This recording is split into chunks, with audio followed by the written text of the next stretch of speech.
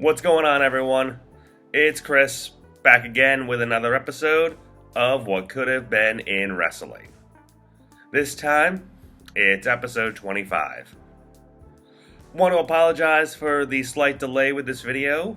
I have been insanely sick for over the past week now, and I don't know if you can tell from the sound of my voice, but I'm still fighting this and trying to get over what was basically the flu. So, hopefully I can make it through this.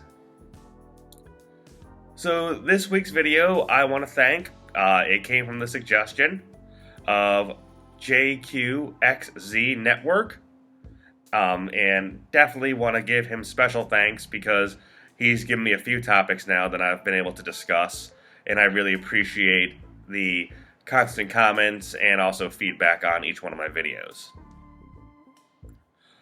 So this week we're talking about the nWo Wolfpac in 1998, and I want to actually go back and I want to talk about how I would actually book them a little differently and actually change up some of the members that were added and honestly expand on that faction a little bit and talk about how I would change up some of the angles they were put in throughout that summer. So, looking back at the nWo in general, and the Wolfpac stable that branched off of the original setup, the original group that is, the original trio that actually called themselves the Wolfpac of the nWo, people may remember, it was Scott Hall, Kevin Nash, and Six. So yeah, 3 Clique members who band together down south in Atlanta. They didn't break off into their own stable, but they were just calling themselves that, as they obviously tag team together a lot. And obviously, sometimes Six would step in tag matches for the tag belts if Nash or Hall were out. And there's no doubt in my mind that had he not been released by the company, Six would have been obviously a member of the Red and Black stable. Six was let go by Bischoff in a show of, I guess you can say, power behind the scenes when he felt Hall and Nash were getting a little too hard to control and he wanted to send a message. And of course, Six would then go back to the WWF as X-Pac and debut the night after WrestleMania 14. And he would let his feelings be known about what he thinks about Eric Bischoff and Hulk Hogan in a little bit of a work-to-shoot promo. So now going actually into the spring of 1998, it was it was Randy Savage and Kevin Nash who joined up together to confront and actually form off and break into their own stable and basically oppose Hogan and nWo Hollywood. Randy Savage, the night after winning the world title from Sting at Spring Stampede in 98, announced that the new leader of the nWo was Kevin Nash. And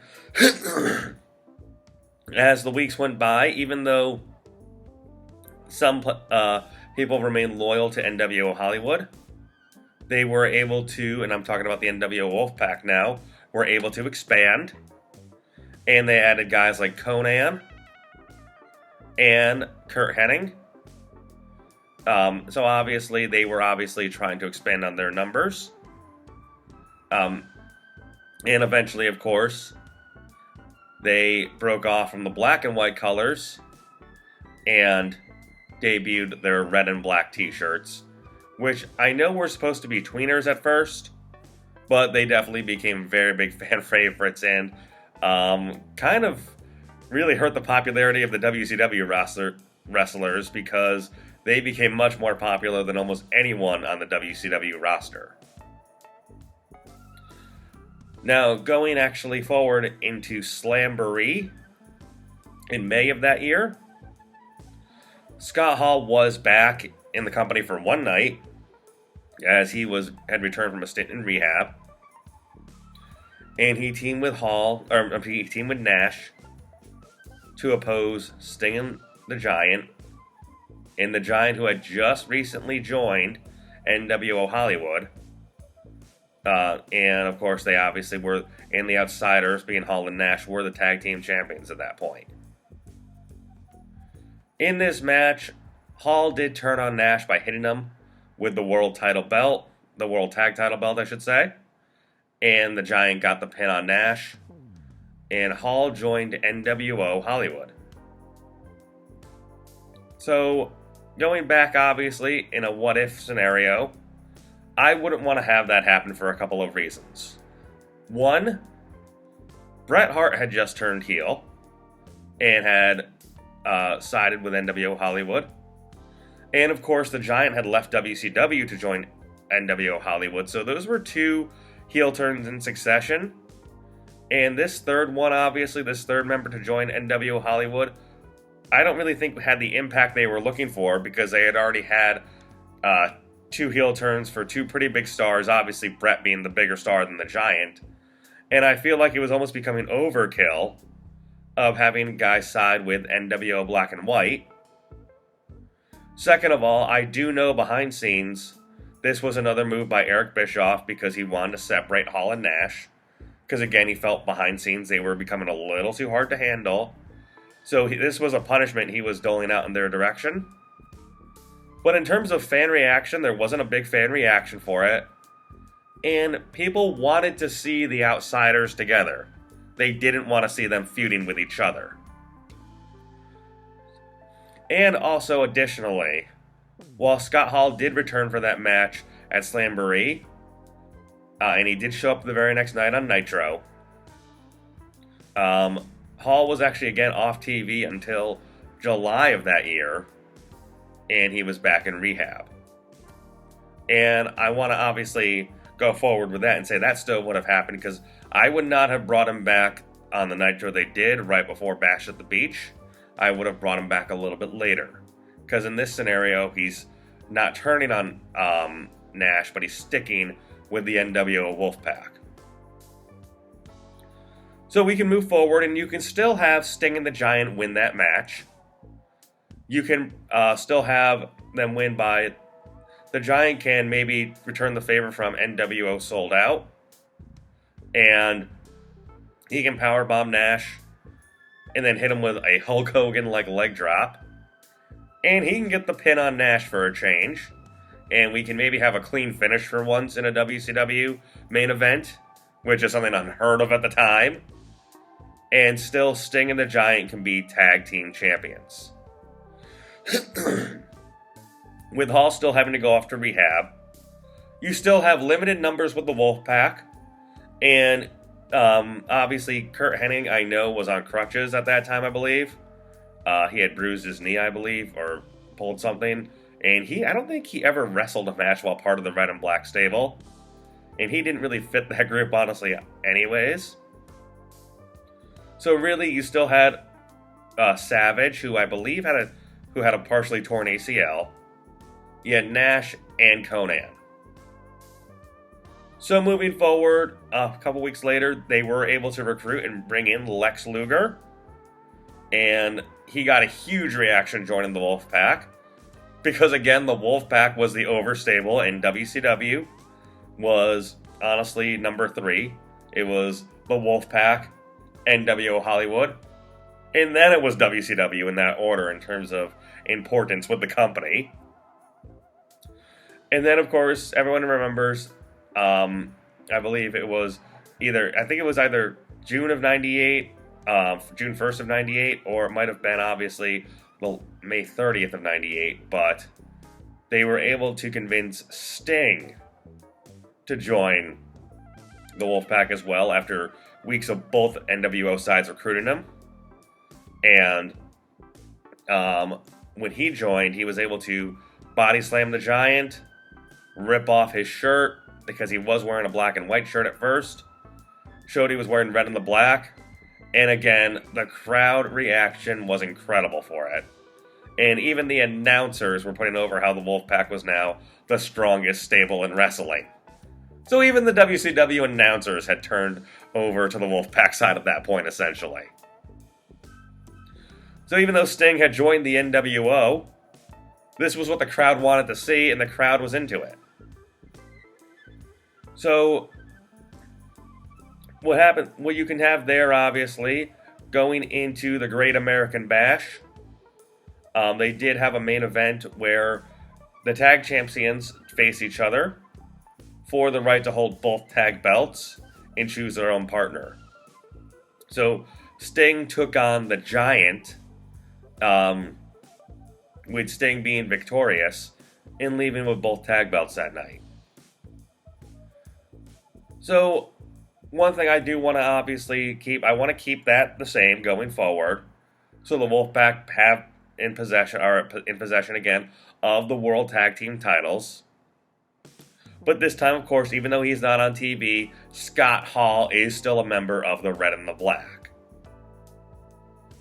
And in regards to feuds for this, and this is something that I wanted to obviously bring forward, they also had been recruiting at this point Diamond Dallas Page when Lex Luger on Thunder made reference to being the head recruiter for the Wolfpac and how he was courting Dallas Page to join the nWo.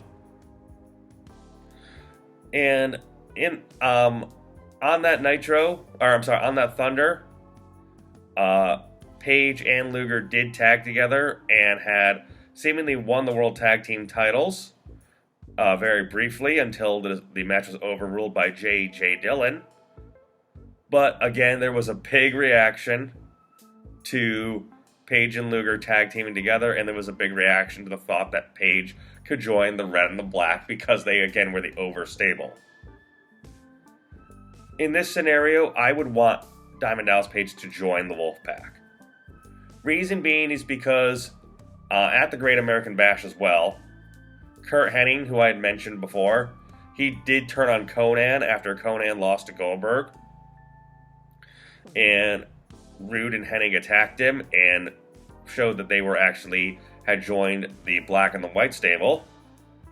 So that was them down 2 members. And while Savage was still a part of the Wolfpac, again, he had that partially torn ACL. And so the next night on Nitro in a cage match against Diamond Dallas Page to continue their rivalry they'd had from 97 when Savage took on Diamond Dallas Page, that is, nWo Hollywood interfered, attacked Savage with a chair, and the angle they ran is that they broke Savage's leg because he needed to have surgery on his ACL. So in a succession of 2 days, they were down 3 members. And additionally, right before that, not that it really matters, Elizabeth, who had been siding with the Macho Man, also joined nWo Hollywood. So just in terms of a body, they were also down Miss Elizabeth, for whatever that means. But now that they're down to just 4 guys, with Scott Hall still in rehab, that being Luger, Sting, Conan, and Kevin Nash, I would have Diamond Dallas Page come out and announce that he was going to join the Wolfpac right before Bash at the Beach in that July. I would do that for 2 reasons. One, Page had been contemplating it, and on Nitro did hint that he was going to join when he said he was out on the ramp being interviewed by Mean Gene. Excuse me, and he did say, I can't believe I'm going to do this. But then he got nailed from behind with a chair by Rodman and Hogan before the nWo Wolfpac ran them off. And of course, like I said, since they had just lost 3 members pretty quickly, then I would have Diamond Dallas Page again step in and take Macho Man Randy Savage's place. So now they have 5 active members. At Bash at the Beach 98 now, I would still have the celebrity match they had, and I would still have Diamond Dallas Page, now representing the nWo Wolfpac, teaming up with Karl Malone to take on Dennis Rodman and Hulk Hogan. As that match unfolds, You can still have the same ending with the Disciple attacking Diamond Dallas Page, and Hogan and Rodman getting the win. And this time the win means a little bit more, because not only does Hogan get the pin over Diamond Dallas Page, he gets one up on the nWo Wolfpac, which again was becoming now the central rivalry, as WCW once again was the third most important brand. At that Bash at the Beach as well, you can have two lower B-level members, I guess you can call them, challenge Kevin Nash and a partner of his choosing from the Wolfpac for the WCW World Tag Team titles. So you can maybe have it someone like Bryan Adams and maybe Scott Norton challenging Kevin Nash. And of course, his partner, the returning Scott Hall. So again, I would not have Scott Hall come back that Nitro before Bash at the Beach to face Goldberg. I would have him come back at Bash at the Beach. So basically on the 2-year anniversary of the nWo, Hall and Nash are teaming up again, this time as tag champions, and this time as babyfaces, to take down nWo Hollywood and retain their tag team titles. So, going now into the very next Nitro, I know obviously in the weeks that came, now that we have the Wolfpac with 6 active members, Sting, Luger, Conan, Nash, but now Hall and Diamond Dallas Page, they can continue their feud going forward with nWo Hollywood as we go now into August of '98 and we head now into Road Wild. Leading up to this, I would still honestly want to have the Wolfpac in a little bit more of a main event role, and not always just focus on nWo Hollywood, but still wanting to go after the main title, and still obviously, even though they're baby faces, still challenging the World Heavyweight Champion Goldberg. Since Scott Hall's return now as a fan favorite and is being cheered, I think it would have been a big match and it would have gotten a really big reaction to have him challenge Goldberg on Nitro. I know it's a small build, not a very big build, but that's what WCW did. They hotshotted a lot of matches. As you know, see Hogan vs. Goldberg for free on Nitro in July of that year for that world title change. But I think you can have Hall challenge Goldberg for the World Heavyweight title. And even though it'd be in a losing effort, I think that would still obviously get fans interested, because I think some people might want to see the Wolfpac hold the World Heavyweight title. As again, them being the number one faction, even though Goldberg, I will say, was the number one guy for WCW, and individually was their biggest draw. So you can, even though Scott Hall would have a losing effort, you can have obviously nWo Hollywood mock the Wolfpac in that regard, that they couldn't take down Goldberg, and Hogan saying it was just a matter of time before he takes back his World Heavyweight title. So that can obviously push the feud forward for those two. And obviously going into Road Wild that year, they did have this strange battle royal where it was all 4 members of the Wolfpac versus 4 members of nWo Hollywood, where I think it was Scott Hall, the Giant, Kurt Hennig, and Scott Norton. And then Goldberg just joined that match just so they can get him on the cards. It was like a 9-man battle royal, won by Goldberg when he last eliminated the Giant, because I know that was a feud they were trying to push forward. I would want to have things be a little bit different. Mainly, I would actually want to make this a tag match, a very highly anticipated tag match at Road Wild. And I would want it to be the Outsiders, still as the tag champions, taking on Hollywood Hogan and the Giant. So you would have, obviously, the 3 original members of the nWo, but also the Giant had joined the nWo relatively early on, as I believe the 5th member, as hinted by Ted DiBiase at that time. So you would have basically four of the, I don't want to say four of the originals, but the three originals and one of the early defectors in what would have been a highlighted tag match. I would want to do that over what they had done for the main event of Road Wild, which was Hogan and Eric Bischoff versus Diamond Dallas Page and Jay Leno. Look, I know bringing in Jay Leno got them publicity and got them mentioned on The Tonight Show, but, I mean, come on. I mean, watching Jay Leno put Hulk Hogan in an arm drag and drive him down to the mat, I mean, people say that wrestling is, you know, corny today with some of the stuff you see from AEW and TNA and even some of the dumb segments from WWE, but Jay Leno out wrestling Hulk Hogan, come on. So even though they would lose their Tonight Show gig, I'm sorry about that, I obviously think that this as the main event of Road Wild, even though it's a tag match again, would draw more fan interest, especially fans who were very heavily invested, like myself, into the nWo storyline. You can still have Diamond Dallas Page on the card in a prominent role.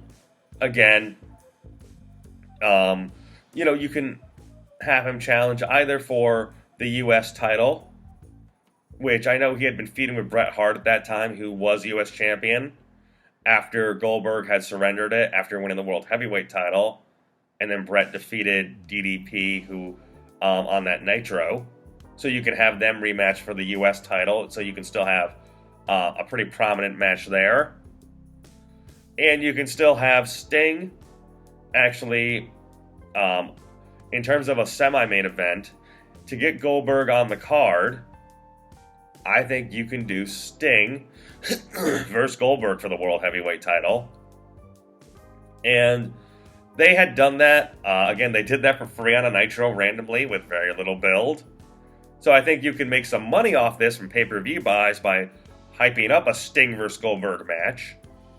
Because Sting, even though it was a big reaction when he joined the Wolfpac, he was relegated more to a mid-card level after being WCW's biggest star all through 1997 and only wrestling one match. So you can have Sting versus Goldberg for the World Heavyweight title, and you can still have a similar ending where Sting might have Goldberg in the Scorpion Deathlock, but Hogan interferes behind the referee's back and Goldberg is able to win the match. Or you can still have Goldberg go over cleanly, which I think would have been a bigger reaction, which was something not very common with WCW. So even though, again, the Wolfpac still comes up short and can't dethrone Goldberg, you still have key members of the Wolfpac being used in a prominent role.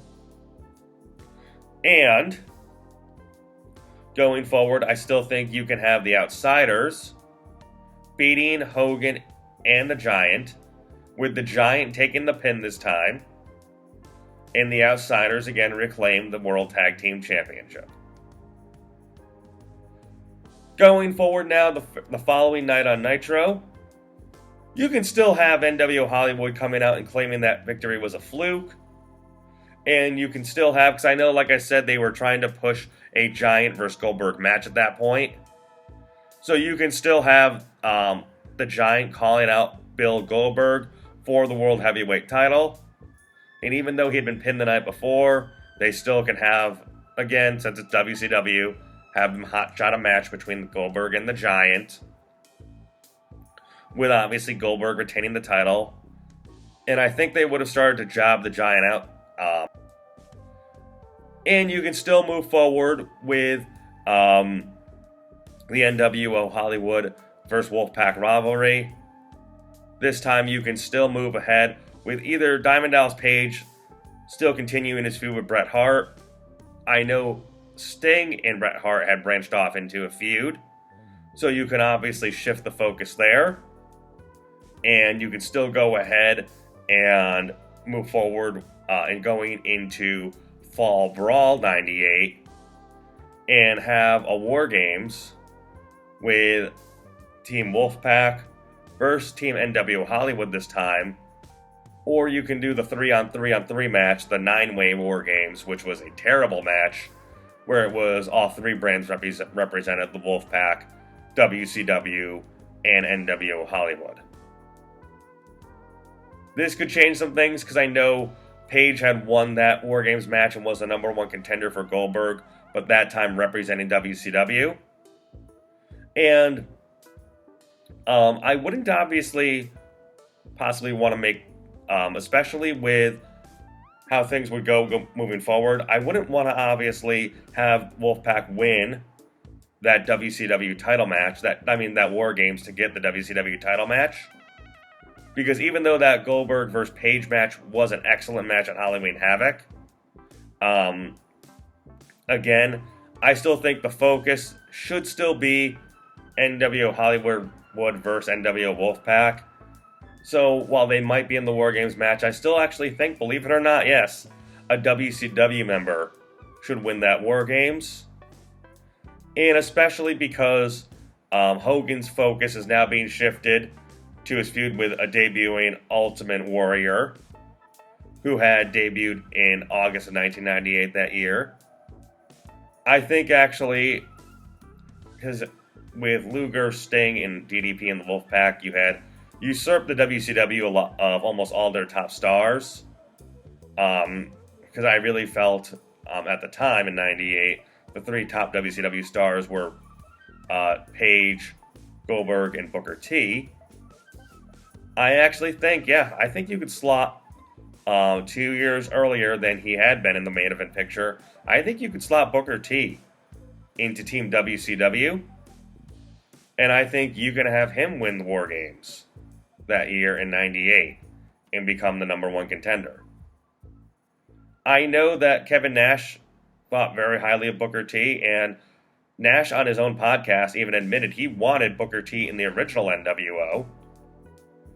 And then also wanted him in the Wolfpac, and it kind of made sense because his brother Stevie Ray had joined nWo Hollywood.